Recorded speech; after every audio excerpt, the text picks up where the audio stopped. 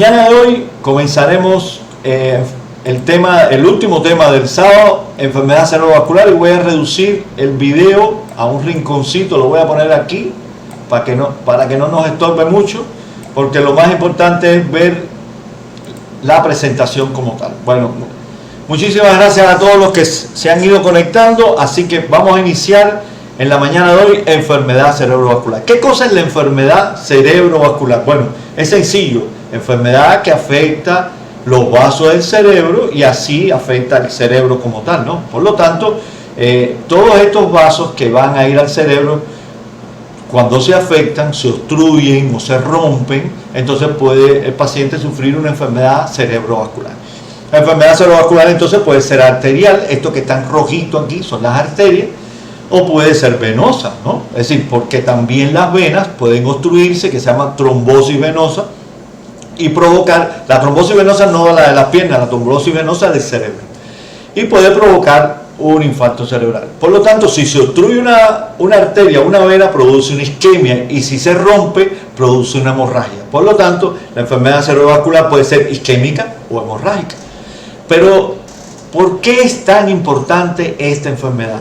Una persona de cada 6 tendrá una enfermedad cerebrovascular durante toda su vida. Es decir, esto es una enfermedad muy frecuente, es la segunda causa de muerte, provoca 6,3 millones de muertes al año y es una causa frecuente de discapacidad. Es decir, el paciente cuando tiene una enfermedad cerebrovascular no siempre tiene la bondad o la posibilidad de tener una mejoría total. Casi siempre todos estos pacientes tienen algún nivel de secuela. Por lo tanto, teniendo en cuenta todos estos elementos y que es prevenible, o si puedes hacer profiláctica, la puedes prevenir, la puedes evitar en un 80%, tenemos que conocer sobre una enfermedad que se puede evitar en un 80%.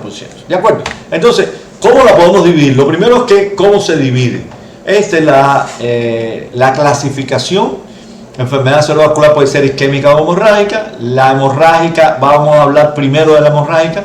La hemorrágica puede ser intraparenquimatosa, como se ve aquí, vamos a ver las imágenes también, o puede ser subaracnoidea, pero vamos a hablar de la intraparenquimatosa, es decir, puede ser primaria o secundaria, y vamos a hablar después de la hemorrágica. Y en cuanto a la isquémica, pueden ser isquemias que sean prolongadas, como se llaman infartos cerebrales, o pueden ser isquemias que sean transitorias, y entonces esto se llama ataque transitorio isquémico o ataque isquémico transitorio, como lo querramos llamar.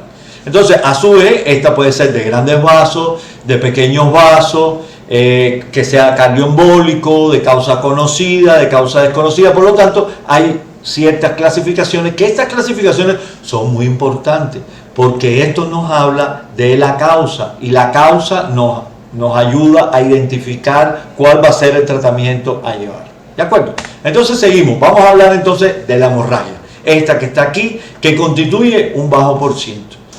El 15 al 20% de toda la enfermedad cerebrovascular es hemorrágica. La hemorragia es esto que estamos viendo aquí. Esto es una tomografía. Aquí, de un paciente real de la consulta. Nunca se va a mencionar el nombre, pero es un paciente real. Esto no es captado de internet ni nada, son pacientes de la consulta. Aquí se ve sangre, la sangre se ve en blanco, con desplazamiento de línea media, aquí está lleno el ventrículo. Esto que está aquí, que es el líquido cefalorraquídeo, aquí, esto es normal, y aquí está lleno de sangre, ¿no?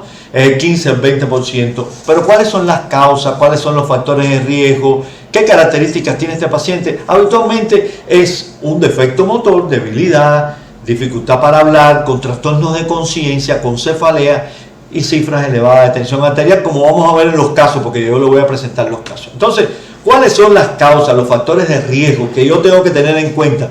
Porque si yo controlo estos factores de riesgo, yo disminuyo la posibilidad hasta en un 80% de que a mí me dé una hemorragia cerebral. Por lo tanto, voy a empezar a hablar con los que no puedo modificar. No, bueno, si eres de sexo masculino, si tienes una edad por encima de 60, si la etnia no es blanca, es decir, eres afroamericano, afrodescendiente, o si tienes una enfermedad angiopatil amiloidea o una enfermedad renal crónica, ya estos son factores no modificables. que aumentan el riesgo a tener una enfermedad cerebrovascular, pero que no lo puedo modificar con la voluntad. Bueno, ¿cuáles puedo modificar con la voluntad? Bueno, la hipertensión, que es la primera causa de hemorragia intracerebral. Pero también están las alteraciones de la coagulación, sobre todo adquirida por algunos medicamentos, el consumo de tabaco, de cigarro, el consumo excesivo de alcohol, la diabetes y algunas drogas, sobre todo las drogas, por ejemplo la cocaína, con mucha frecuencia puede provocar este tipo de hemorragia. Por lo tanto, ¿cuál es el factor más importante? Hipertensión. ¿Y cómo yo puedo controlar la hipertensión? Modificar los factores de riesgo para que no me dé hipertensión. Todo eso lo vamos a tener en cuenta. Bueno, entonces la podemos dividir en primaria y secundaria. La primaria, la más importante de todas, son estas dos primeras, o las tres primeras, ¿no? Es decir, por la arteriosclerosis, es decir, el daño que ocurre a nivel del vaso que se vuelve frágil, sobre todo por hipertensión arterial. Esto puede provocar hemorragia. La angiopatía amiloidea cerebral, esto es muy frecuente y lo vamos a encontrar sobre todo en las personas que tienen una demencia de tipo vascular, un Alzheimer, que esa sustancia que se llama amiloide se deposita también en los vasos y provoca fragilidad en los vasos y que con mucha frecuencia se pueden romper, ¿de acuerdo? Pero hay otras causas que son secundarias, por aneurisma, por malformaciones, por tumores, por una serie de factores que pueden sangrar. Pero ¿cuáles son las más importantes? Estas que están aquí primarias como tal. Aunque todas estas las tenemos que tener en consideración. Bueno, vamos a los pacientes reales. Llega una paciente femenina, hipertensa, es decir, antecedentes patológicos personales de hipertensión arterial, y tiene una fibrilación auricular. Esa paciente comienza a tomar anticoagulantes porque es necesario para la fibrilación auricular, y en la tarde de forma súbita comienza con dolor de cabeza, debilidad en el hemicuerpo izquierdo, somnolencia, y automáticamente la traen al hospital y detectamos que tiene una tomografía, le hacemos una tomografía y detectamos que tiene una hemorragia intraparenquimatosa producto del uso de anticoagulantes. En este caso el uso de anticoagulantes está justificado, ¿no? No estamos quitándole el valor o estamos diciendo que fue mal indicarle los anticoagulantes, sino sencillamente esta paciente quizás por la misma mezcla de la hipertensión, los vasos estaban frágiles, más el anticoagulante nos provocó la hemorragia cerebral como tal. ¿De acuerdo? Diagnóstico: hemorragia intracerebral secundaria al uso de anticoagulantes orales como tal. Bueno, ahora vamos a hablar de la isquémica.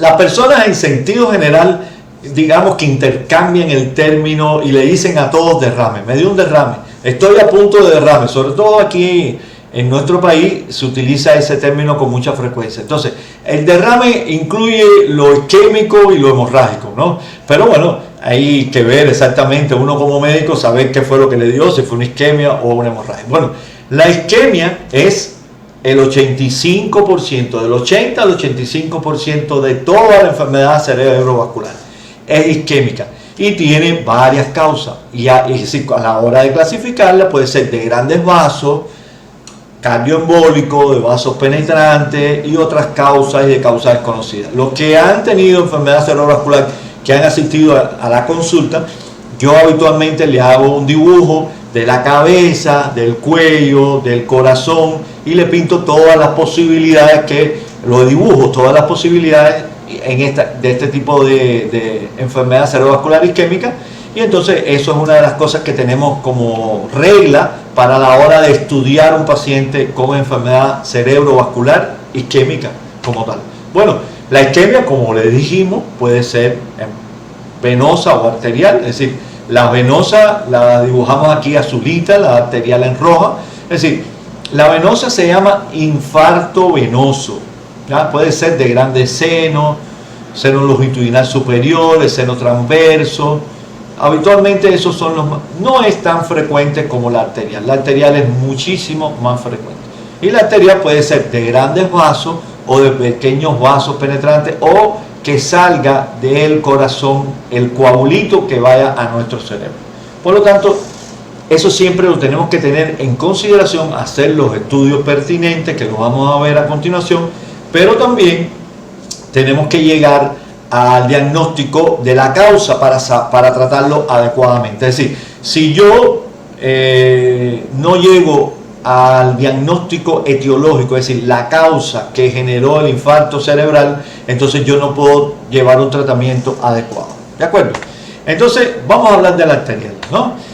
A ver, la clasificación la divide, depende de los años que se hayan estudiado, determinado las clasificaciones. La que yo estoy utilizando es la última, que es la arteriosclerosis de grandes vasos, cardioembólico, arterias penetrantes como tal. Y entonces, esa es la clasificación que vamos a utilizar. Los grandes vasos son estos que están aquí. ¿Ya? Que sea cardioembólico son los coagulitos que salen del corazón. Las arterias penetrantes son estas chiquiticas que están aquí. Es decir, cualquiera de los tres puede provocar una obstrucción y esto provocar un infarto cerebral como tal. Bueno, vamos a hablar de los grandes vasos, ¿no? Bueno, estos son los grandes vasos.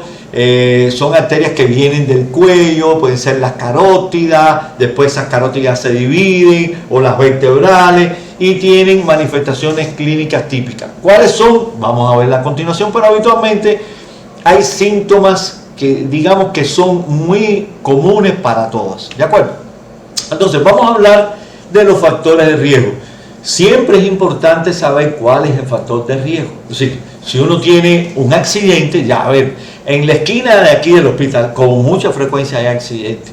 ¿Por qué? Porque los que vienen del lado, del norte, no ven el alto y se llevan el alto. Entonces, si ya yo sé eso, aunque yo venga con la preferencial, yo toco el claxon, pito, freno, reduzco la velocidad, porque yo sé que muchas veces se van a llevar el alto. Entonces, si ya yo sé que algo puede suceder, lo único que tengo que hacer es modificarlo para evitarlo. Por lo tanto, eso es lo que es un factor de riesgo. Un factor de riesgo de enfermedad cerebrovascular isquémica son factores que hacen más frecuente la enfermedad cerebrovascular, entonces yo tengo que tratar de modificarlo. Bueno, aquí vamos a hablar de muchos, ¿no? Pero vamos a hablar sobre todo de los modificables. Bueno, nivel escolar, nivel económico, eso es un factor demográfico. El sexo no es modificable, pero todos estos, los que son médicos y los que son estilo de vida, los puedo modificar. Diabetes, hipertensión arterial, obesidad, dislipidemia, tabaco, alcohol, sedentarismo, dieta, todo eso lo puedo modificar. Por lo tanto, modificando todos estos factores de riesgo, puedo evitar hasta el 80% de toda la enfermedad cerebrovascular isquémica o hemorrágica. Bueno, hay situaciones que son típicas. Por ejemplo, la enfermedad cerebrovascular en cuanto a hombres y mujeres tiene una particular diferencia, ¿no? Bueno, en los hombres es más frecuente la hemorrágica, en las mujeres es más frecuente la isquémica. En los hombres los factores de riesgo más importantes, estamos hablando del alcohol y del fumar. En las mujeres la hipertensión, la obesidad, la fibrilación y la migraña. Y factores que tienen que ver con el embarazo y con los anticonceptivos. Por lo tanto, la diferencia es que es más frecuente la isquémica en las mujeres, en sentido general, la hemorrágica en los hombres, y en cuanto a la enfermedad cerebrovascular isquémica en sentido general, el fumar y el alcohol son los factores de riesgo más frecuentes vistos en los hombres y los otros en las mujeres como tal. Bueno, vamos a hablar de algunos pacienticos, así para tener en cuenta las características de clínicas que nosotros vemos que nos hacen sospechar de una enfermedad cerebrovascular, y después les voy a decir lo que ustedes tienen que observar en sus familiares o en ustedes mismos que son signos de alarma, ¿no? Entonces, bueno, paciente masculino con antecedentes patológicos personales de hipertensión arterial, es un paciente también que tiene una insuficiencia renal crónica, que en la mañana amaneció con debilidad del hemiscuerpo izquierdo de predominio facio-braquial, es decir, predominaba en la mano y predominaba en la cara, ¿no?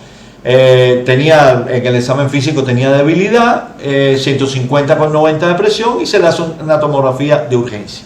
Aquí, cuando observamos aquí, si pueden observar, esto aquí está más oscurito, tiene un grisecito más oscurito, y podemos ver aquí del otro lado que está normal y aquí está más oscurito.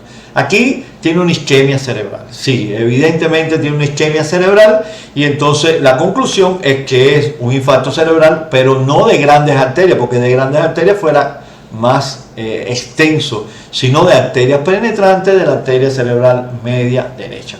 Bueno, entonces la causa como tal, como yo le decía en el dibujito cuando estaba más chiquito, bueno, puede ser del corazón, que salga el coagulito del corazón como este, va viajando y obstruye una arteria, que salga de la arteria del cuello, por ejemplo, y aquí sale un coagulito y viaja y vuelve a obstruirse, o que se genere ahí mismo, o que sea de las arterias penetrantes como tal. ¿De acuerdo? Entonces, ¿cómo hacemos el diagnóstico? Lo primero que tenemos que tener es el cuadro clínico. El cuadro clínico de un paciente es un paciente que habitualmente debuta de forma súbita, un paciente que en su mayoría es mayor de 60, de 70 años, que es hipertenso, diabético, obeso. Los síntomas se instalan de forma súbita, con debilidad de un hemicuerpo, con dificultad para hablar, con parálisis facial. Se le hace una tomografía de urgencia, la tomografía es simple, la primera, y entonces uno determina si hay isquemia, si no hay isquemia. Lo primero que hace es determinar si es isquémico o hemorrágico, ¿no? Y lo otro que hay que determinar es el tipo de infarto que tiene, haces el diagnóstico positivo o no, le haces algunos estudios de sangre en dependencia al tipo. Si, por ejemplo, si yo estoy pensando en un paciente con una fibrilación auricular, entonces tengo que hacerle un ecocardiograma, un electrocardiograma, hacerle química sanguínea, a ver cómo está en la coagulación y las plaquetas, porque son un paciente tributario de anticoagulación como tal. ¿De acuerdo? Es decir, el estudio, los exámenes están dirigidos al tipo de paciente como tal. Bueno, entonces, ¿cuáles son las consecuencias de tener una enfermedad cerebrovascular? Bueno, entre el 10 y el 15% fallecen, es decir, con una enfermedad cerebrovascular isquémica o hemorrágica, ambas, es decir, fallecen. Es decir, las consecuencias son, en primer lugar, la muerte. No es tan frecuente, pero sí es la muerte. Lo otro son las secuelas, la discapacidad. La enfermedad cerebrovascular genera mucha discapacidad, pero esa discapacidad no es solamente física, también es cognitiva y es conductual. Los pacientes pueden tener una hemiplegia. Por ejemplo, voy a poner un ejemplo típico, X. Paciente con un infarto cerebral de arteria cerebral media izquierda, tiene un defecto motor del lado derecho, pero tiene dificultad para hablar, para comunicarse, para entender lo que me están diciendo. Por lo tanto, tiene una discapacidad cognitiva. Ya este paciente genera un trastorno cognitivo, genera una demencia por infarto estratégico y no se puede comunicar adecuadamente con sus familiares, no entiende y está totalmente discapacitado, más por el habla, por el lenguaje, que por el defecto motor como tal. Pero también pueden tener alteraciones de la conducta y todo. Entonces, en este último punto, lo cognitivo, lo conductual, vamos a hablar de un término que es el final de muchos pacientes con enfermedad cerebrovascular, ya sea única o sea múltiple, la demencia vascular. Es decir, demencia vascular es aquel paciente que tiene una enfermedad cerebrovascular isquémica o hemorrágica única o múltiple, pero que lo deja con una discapacidad desde el punto de vista cognitivo, desde el punto de vista conductual, a relacionarse, a hacer su vida diaria, lo deja discapacitado desde el punto de vista cognitivo. Bueno, fíjense qué frecuente es esta demencia vascular, que es la segunda causa de demencia después de la enfermedad de Alzheimer. Incluso se entremezcla muchas veces con la enfermedad de Alzheimer. A veces, lo vamos a ver a continuación, los factores de riesgo son los mismos y a la larga una enfermedad cerebrovascular puede coger dos caminos. Por lo tanto, esta demencia de tipo vascular es el 15 al 20% de todos los pacientes con demencia, en sentido general, en América del Norte y en Europa, ¿no? Y hasta el 30% en países de desarrollo. Por lo tanto, es muy frecuente y la manera que yo evito esta demencia es evitando también la enfermedad cerebrovascular. Entonces, miren qué curioso esto. Los factores de riesgo vascular que veníamos mencionando, hipertensión, obesidad, sedentarismo, diabetes, el hábito de fumar, el alcoholismo, todos estos factores de riesgo generan dos problemas por caminos diferentes. Fíjense, primer problema es que generan enfermedad cerebrovascular y esa enfermedad cerebrovascular puede llegar a una demencia vascular. Pero estos mismos factores de riesgo inician el proceso degenerativo y terminan en una enfermedad de Alzheimer. Por lo tanto, ese es el segundo problema que tiene la los factores de riesgo vascular y el pobre control sobre los factores de riesgo vasculares que nos pueden hacer terminar en una demencia de tipo Alzheimer o una enfermedad de tipo Alzheimer, ¿ya? Entonces, estos son los dos caminos, este y el otro como tal. Bueno, entonces hay muchas terminologías en la demencia vascular, demencia multiinfarto, es por múltiples infarticos. Por ejemplo, si este es el cerebro, tengo isquemias en varios puntos y esos isquemias en varios puntos pueden darme una demencia de tipo vascular. El infarto estratégico, por ejemplo, en puntos estratégicos, la paciente de que yo le hablaba es un infarto que afecta el área del lenguaje. La parte externa tiene una hemiplegia, pero lo que más le dificulta es el área del lenguaje. Bueno, hay demencia por hipoperfusión y otras demencias hemorrágicas, vasculares hereditarias. Hay múltiples terminologías que podemos encontrar. Bueno, vamos a hablar de un paciente, porque a veces hablando de paciente uno como que, digamos, toma más en conciencia que estas posibilidades le puede suceder a cualquiera, ¿no? Entonces, estamos hablando de un paciente masculino, 87 años, que de hace algunos años, el paciente hipertenso, notan que tiene una marcha a cortos pasos, con la habilidad emocional, se pone emocionado por cualquier cosa, tiene dificultad para deglutir. Entonces, en la marcha a cortos pasos se le congela la marcha. Cuando lo examinamos, tiene Babinski bilateral, los reflejos están vivos y nosotros sospechamos en que tuviera un cuadro de parkinsonismo vascular con una demencia vascular por una enfermedad de pequeños vasos o de vasos penetrantes como tal. Bueno, aquí este es el señor, múltiples lesiones isquémicas, eso lo que hacía era afectar su cerebro, es decir, una demencia vascular por infartos estratégicos. Aquí lo tiene, aquí se ven con leucoariosis periventricular, los punticos negros estos son isquemias como tal, y entonces ese paciente es un paciente que no tenía una gran demencia, pero sí las manifestaciones clínicas de él estaban relacionadas con una enfermedad cerebrovascular de pequeños vasos o de vasos penetrantes que dio pocos síntomas, fueron síntomas muy sutiles, muy silenciosos, pero terminó con un cuadro desde el punto de vista de demencia vascular. Bueno, este es un caso más doloroso porque esto es una paciente más joven, casi 20 años más joven, que tenía una fibrilación auricular zurda. Le voy a decir por qué es importante que digamos que es zurda, porque en agosto del 19 de manera súbita presentó un episodio de mianosia homónima derecha, es decir, no veía nada por el lado derecho y hemiparesia derecha, ¿no? Se recuperó un poco, pero ya en el 2022 hace otro del lado contrario, otro infarto cerebral, y esta paciente entonces quedó, primero, este es el primer infarto cerebral con una gran lesión, quedó con una hemianopsia, es decir, no veía nada, no podía conducir porque el retrovisor de la derecha no lo podía ver y no veía, digamos, peligro por el lado derecho de su campo visual. Y después, actualmente hace este cuadro, este infarto cerebral que la deja con dificultad para hablar, para entender lo que está diciendo, para el cálculo, se confundía la derecha con la izquierda, por lo tanto le afecta desde el punto de vista cognitivo, le afecta su comunicación y esta paciente en estos momentos sufre de una demencia de tipo vascular. Aquí está el gran infarto cerebral que tiene y en estos momentos tiene muchas dificultades desde el punto de vista comunicativo.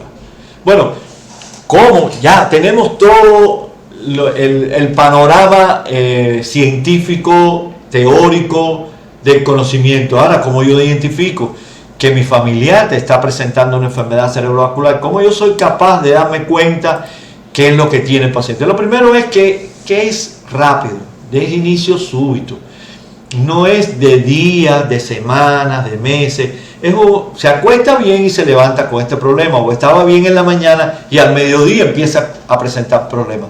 ¿Cuál es el problema que presenta? ¿Cuáles son las manifestaciones clínicas que habitualmente presentan estos pacientes? Bueno, dificultad para hablar, para comunicarse, se le enreda la lengua, dificultad para entender lo que estás diciendo, dificultad para emitir el lenguaje, trastorno sensitivo hemicorporal, aquí se los pongo en rojito en mi cuerpo, que incluye incluso la cara con una parálisis facial central o no, pero a lo mejor no es de todo el cuerpo, pero sí de la mano y de la cara, puede tener inestabilidad, visión doble, dificultad para deglutir, es decir, todos estos síntomas de inicio agudo. Entonces, ¿qué tenemos que hacer? Sospechamos una enfermedad cerebrovascular en un paciente, en un familiar, en nosotros mismos. Si es de recién inicio, ir al hospital. Y si ya hace días o semanas, ir al hospital. Es decir, no podemos pasar este tipo de episodios en la casa, ¿no? Y le voy a decir por qué. Porque a la larga podamos ayudarlo mucho o poco, pero podemos ayudarlo a los pacientes que hace días o semanas que tuvo una enfermedad cerebrovascular, identificando la causa y poniendo el tratamiento específico como tal. Por lo tanto, ¿qué tenemos que hacer? Bueno, ¿cuál es el tratamiento? Y como esto es para pacientes, yo no voy a hablar de medicamentos, solamente de algunas cosas muy importantes. Bueno, usted acude a emergencia. Lo ideal sería que nosotros supiéramos cuándo él estaba bien. Es decir, si podemos determinar el tiempo que comenzó a sentirse mal, fuera ideal, porque tenemos que llegar en la primera hora al hospital. Ahí les revisamos los signos vitales. Si ustedes tienen tensiómetro, le toman la presión, le hacen un glucotest, le ponen el oxímetro de pulso, las cosas que habitualmente puede hacer un familiar sin ser médico. Ya cuando llega al hospital, nosotros hacemos tomografía, le hacemos exámenes de sangre y vemos todas las posibilidades, si es el tipo de infarto cerebral, el estado del paciente, y ahí tomamos la conducta, porque cada paciente es individual. ¿De acuerdo? ¿Cuál es el objetivo del tratamiento? El objetivo es disminuir el tamaño del infarto cerebral. Ya vieron el tamaño de los infartos cerebrales. Si llega lo antes posible, se puede disminuir. ¿Hay medicamentos? Sí, hay algunos medicamentos y hay algunas acciones que se hacen. Por ejemplo, lo de los grandes vasos, este medicamento se puede aplicar antes de las 4,5 horas. Por supuesto, tiene que llegar temprano, porque si llega 4 horas después, no, va a ser medianamente imposible aplicarle este medicamento. También se puede hacer trombectomía y se toman medidas generales que pueden ayudar a minimizar el daño cerebral como tal. Yo no voy a adentrarme en esto, solamente quiero decirle que las horas son importantes, porque hay procedimientos que se pueden hacer en pocas horas. ¿De acuerdo? Entonces, ¿qué hacemos como medidas generales? Bueno, siempre medimos, monitoreamos la presión, monitoreamos la frecuencia cardíaca, la evaluación cardíaca, la temperatura, la glicemia. Todas estas medidas las llevamos al pie de la letra en sentido general. Cada paciente es un mundo, así que yo no puedo establecer el tratamiento así de forma global, y aquí lo que puedo más bien es ayudarlos desde el punto de vista en la prevención.